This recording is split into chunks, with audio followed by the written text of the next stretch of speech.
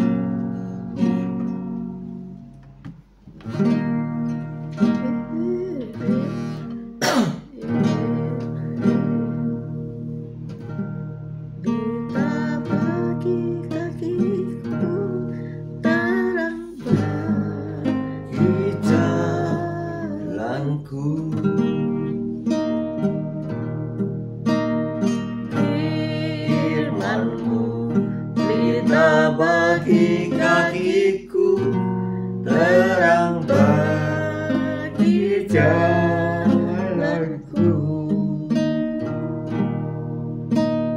Waktu ku bimbang dan hilang jalanku, tetaplah Kau di sisiku. Dan takkan ku takut asal Kau di dekatku, besertaku selamanya.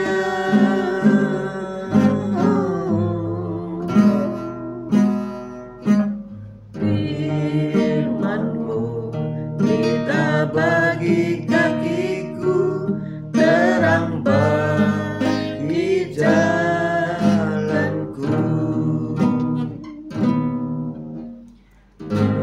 Firman-Mu pelita bagi kakiku, terang bagi jalanku.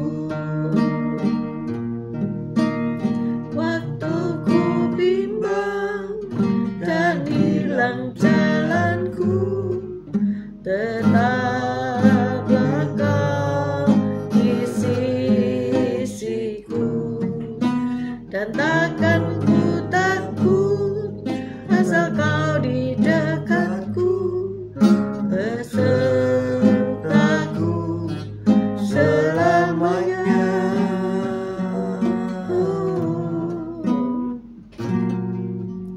Firman-Mu pelita bagi kakiku, terang bagi jalanku.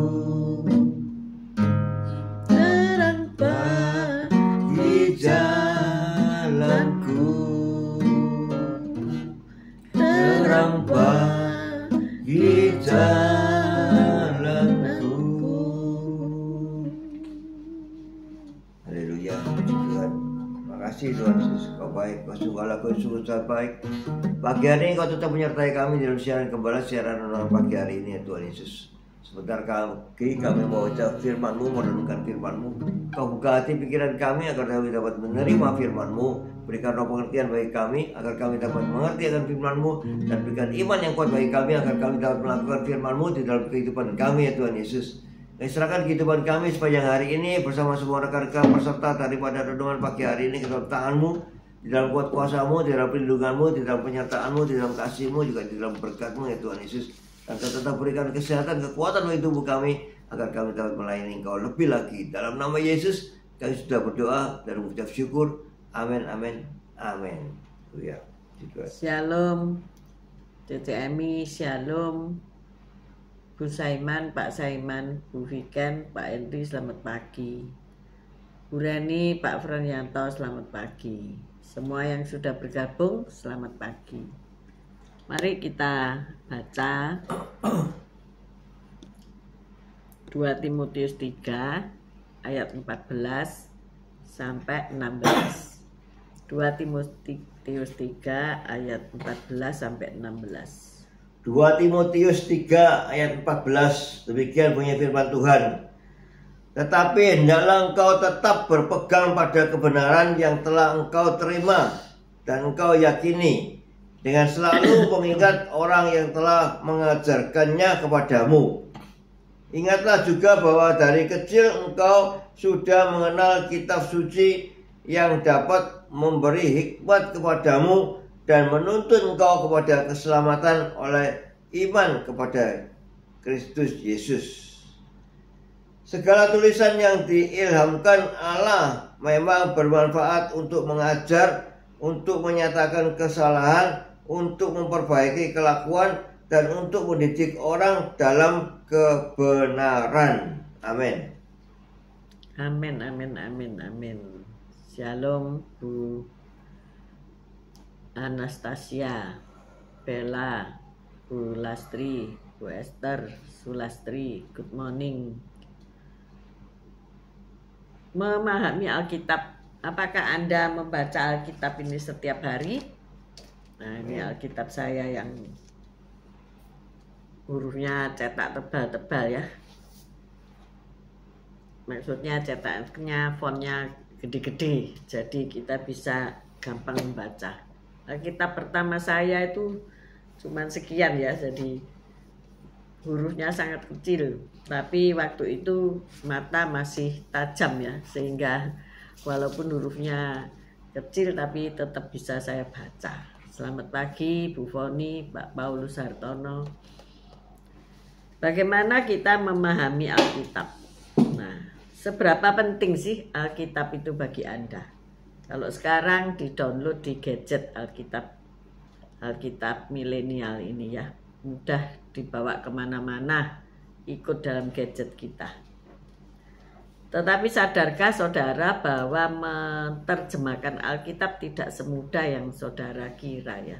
Di negara-negara tertentu yang bertindak secara keras kepada kekristenan, tentunya harus sembunyi-sembunyi dilakukan penerjemahan Alkitab ini. Tetapi seorang penerjemah wanita dari salah satu negara tersebut mengatakan bahwa ia harus menyelesaikan pekerjaannya. Karena apa? Ia ingin melihat orang-orang yang ia kasihi mengalami keselamatan di dalam Kristus. Ya. Seorang pria yang menggalang sejumlah orang awam untuk menerjemahkan kitab suci secara diam-diam menjelaskan bagaimana Alkitab itu berperan penting untuk mendewasakan iman orang percaya di gereja lokal ya. Jadi kita dapat memulai sebuah gereja, tetapi tanpa Alkitab di dalam bahasa yang orang di situ mengerti, maka jemaat itu biasanya hanya akan bertahan satu generasi. Jadi kalau tidak diterjemahkan, generasi di bawah kita tidak akan mengerti, tidak akan membaca, mengerti aja enggak. Jadi penting sekali untuk menerjemahkan Alkitab itu dalam bahasa Madura, dalam bahasa Jawa, dalam bahasa suku-suku ya, sehingga mereka mengerti dan paham tentang Alkitab yang mereka baca. Hari ini siapa yang sudah menyelesaikan pembacaan Alkitab selama 1 tahun itu sudah selesai semuanya? Bisa angkat tangan. Jadi pembacaan Alkitab itu penting supaya kita paham. Karena apa? Kita baca tadi 2 Timotius berapa? 3 ayat 12 kita baca. 2 Timotius 3 ayat 12 kita baca. Memang setiap orang yang mau hidup beribadah di dalam Kristus Yesus akan menderita aniaya.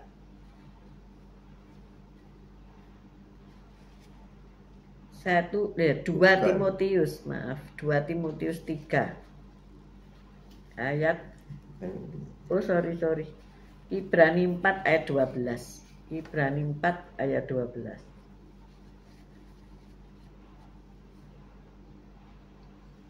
Ibrani 4 ayat 12. Sebab firman Allah hidup dan kuat dan lebih tajam daripada pedang bermata dua manapun. Ia menusuk amat dalam sampai memisahkan jiwa dan roh, sendi-sendi dan sumsum. Ia sanggup membedakan pertimbangan dan pikiran hati kita. Nah, firman Allah itu hidup dan kuat ya. Injil itu kekuatan Allah. Jadi firman itu kuat karena firman itu adalah Tuhan Yesus sendiri. Amin. Firman yang menjadi manusia. Jadi penting sekali karena tidak ada buku lain seperti Alkitab ya. Alkitab ini memberikan tuntunan kehidupan yang luar biasa. Keberadaannya terpelihara selama berabad-abad. Adalah sesuatu yang unik ya. Gambaran tentang hati manusia sangat akurat. Firman Allah itu hidup dan kuat. Ya sanggup mempertimbangkan pertimbangan dan pikiran hati kita. Selain itu, seluruh kitab suci diilhamkan oleh Allah. Jadi ilham daripada Roh Kudus ya. Kita baca 2 Timotius 3 ayat 16.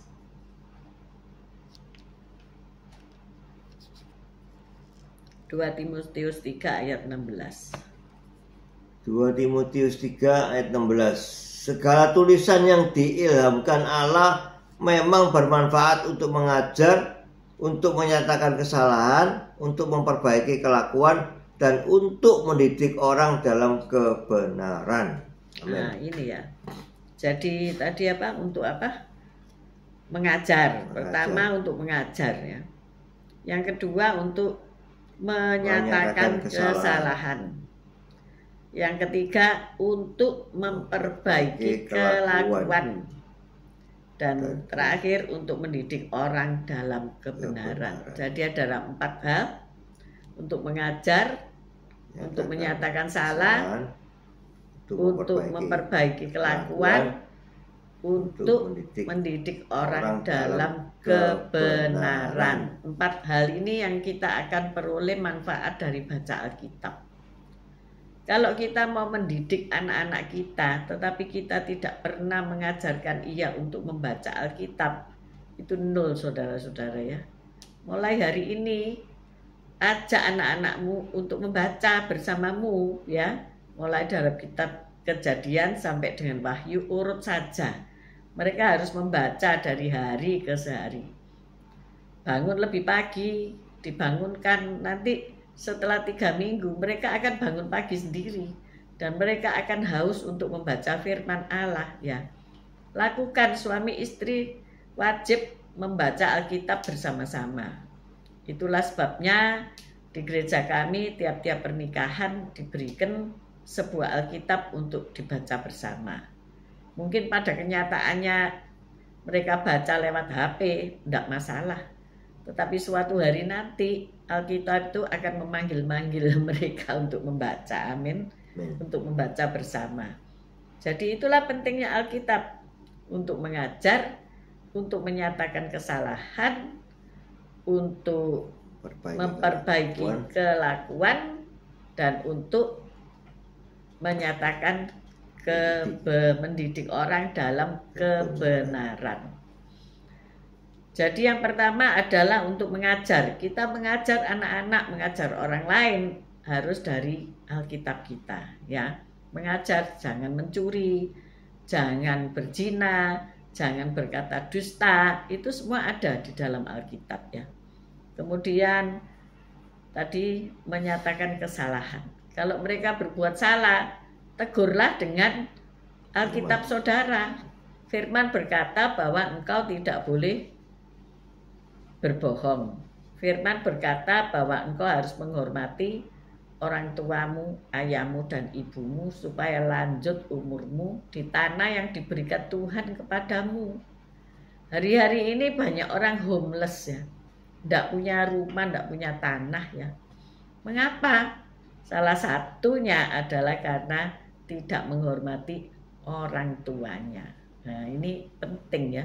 Karena firman berkata demikian, hormatilah orang tuamu agar panjang umurmu dan kamu hidup di dalam tanah yang diberikan oleh Tuhan. Luar biasa bukan ya?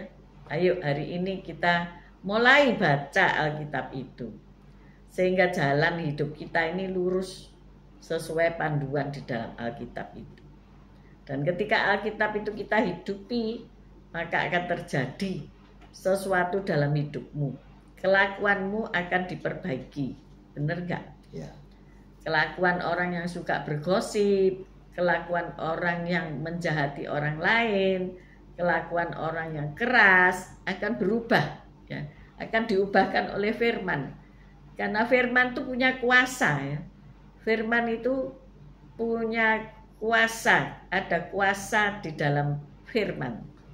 Firman itu sanggup mengubahkan seseorang, ya. Siapa yang di sini karena baca firman akhirnya bertobat, terima Yesus sebagai Tuhan dan hidup dalam pimpinan Roh Kudus. Nah, penting kita baca dan baca dan baca. Yang mendidik orang dalam kebenaran. Bagaimana kita mendidik anak-anak kita dalam kebenaran? Bagaimana kita mendidik rekan-rekan kita di dalam kelompok persekutuan keluarga dalam kebenaran?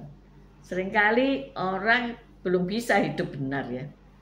Belum bisa berdagang dengan benar. Belum bisa berkata dengan benar. Seringkali orang itu ngomong gini, oh nanti kamu bilang aja ya demikian ya. Kalau nanti ditanya ya. Berkata sesuatu yang berlainan dengan fakta gitu ya. Nah ini kan harus dididik orang-orang yang seperti ini ya. Dan akhirnya mereka mengalami kesulitan dalam hidup. Mereka harus dididik dari awal seolah-olah seperti itu ya. Tetapi itu sebenarnya yang dialami oleh kita semua ketika kita tidak bisa benar dalam hidup. Yaitu kita mulai dididik dalam kebenaran. Memang sakit ya. Kalau kita dididik dalam kebenaran itu ya. Apa yang sakit kalau kita dididik dalam kebenaran firman? Daging kita. Kita dikritik ya. Nggak ada orang-orang yang anti kritik ya. Nggak bisa dikritik. Perbuatan yang salah itu dibetulkan, nggak bisa saudara. Ya aku ini habis gini nih. Ya terimaan aku apa adanya, aku ini begini. Nah itu yang tidak pernah baca firman pastinya.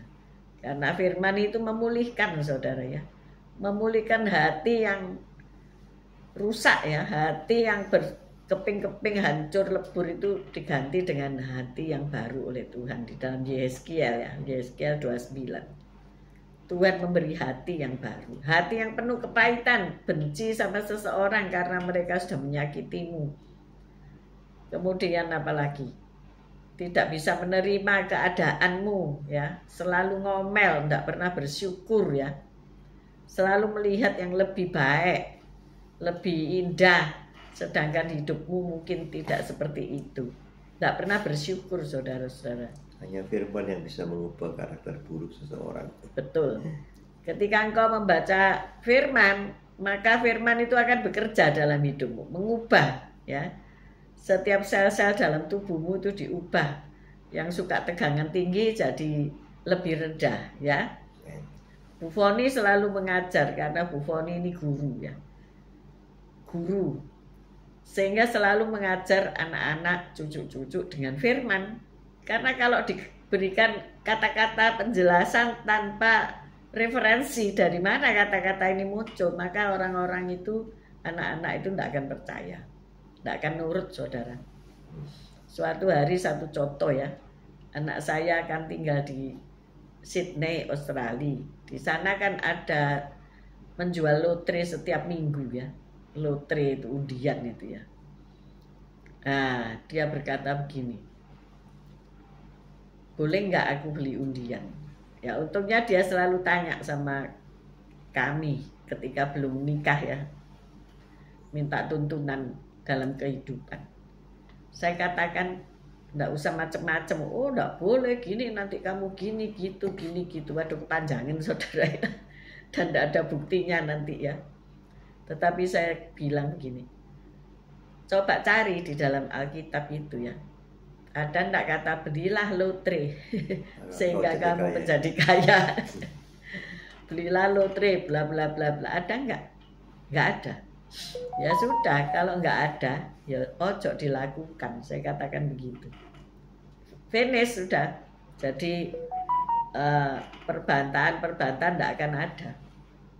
Dan dia ndak pernah beli undian sampai hari ini. Puji Tuhan. Jadi inilah kalau kita mau mendidik orang dalam kebenaran ya, pakai firman. Nah, kalau ayah ibu ndak pernah baca firman, terus mau didiknya pakai apa ya?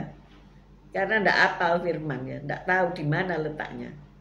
Mungkin kita ndak tahu ayat-ayatnya nomor berapa ya, tetapi kita tahu bahwa firman itu berkata seperti itu. Jadi nanti kita cari di konkordansi. Kalau di HP kan gampang ya untuk lebih mencari itu.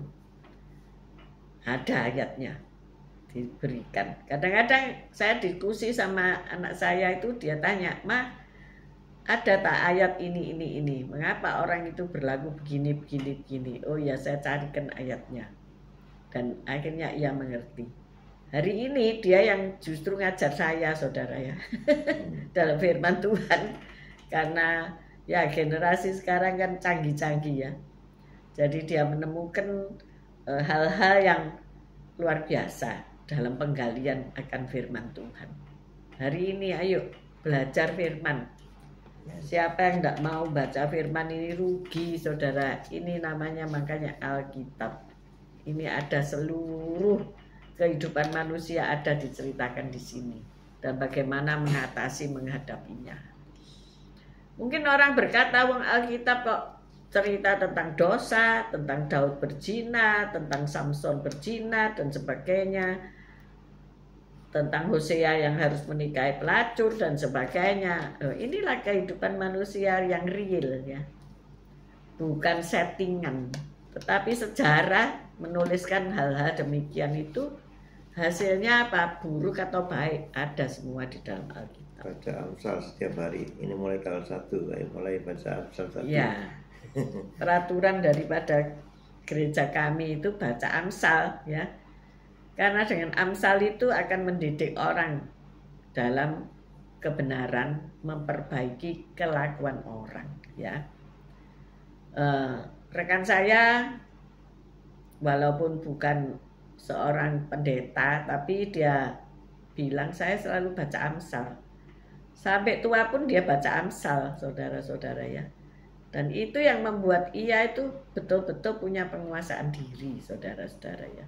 Tidak gampang marah. Nah, siapa yang hari ini suka mudi, suka halu, suka bawa perasaan, ayo mulai baca Amsal. Bahkan mantan presiden kita, Bapak B.J. Habibie, mengajarkan bahwa dia baca Amsal supaya pandai ya.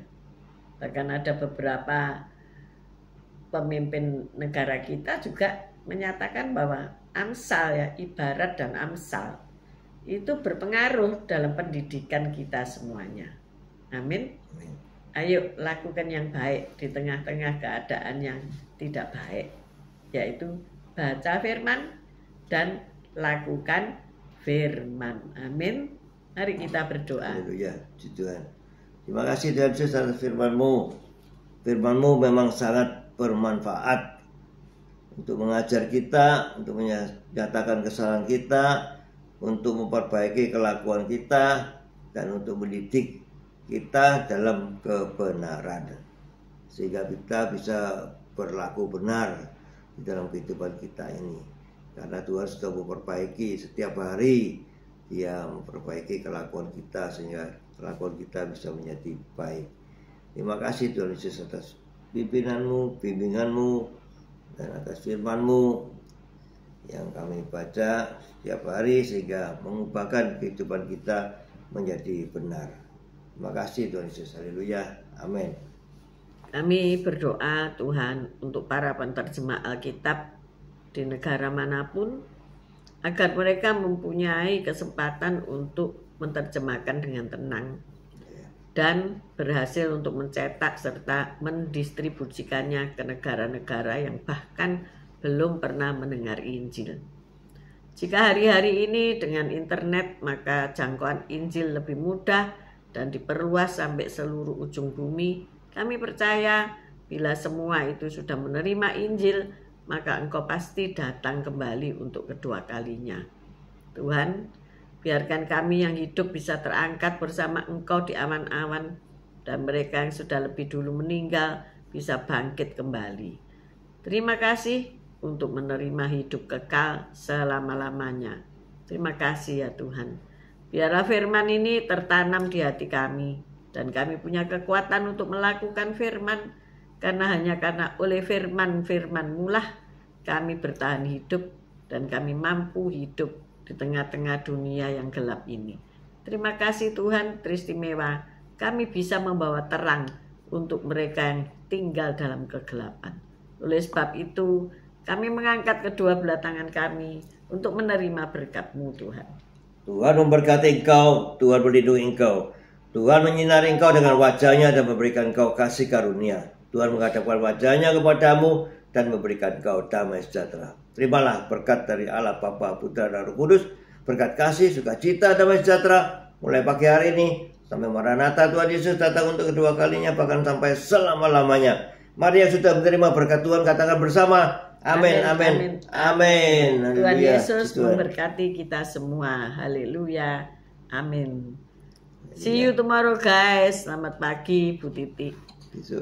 Besok kita ibadah dan Senin kita ketemu lagi. God bless you all. Thank you.